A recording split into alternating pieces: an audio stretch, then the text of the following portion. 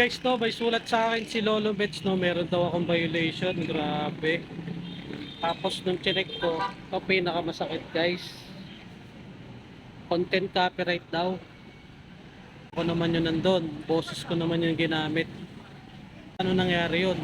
Diba? So guys, yung sinasabi ko sa inyo na lagi nyong i-check yung inyong content everyday na magpo-post kayo, no? Kaya lang itong content ko kasi na to, ano to, 3 to 5 days na yung nakalipas bago siya nagsabi na meron akong content violation, no? So yun yung pinaka nakakapagtaka paano nangyari yun, no? Pero sabi naman doon na no action needed daw yung gagawin ko sa video na yun. Eh, yun nga, hindi ko rin alam kung paano nangyari yun.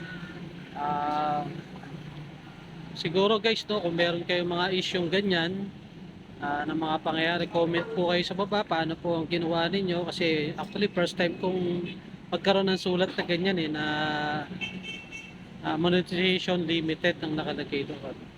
Sana maging okay yung account ko, kasi sa totoo lang hindi ganoon kadaling mag-edit ng video. So medyo mahirap talaga mag-edit ng video guys. Kaya kahapon, anong oras na ako nakatapos sa pag-edit ng video.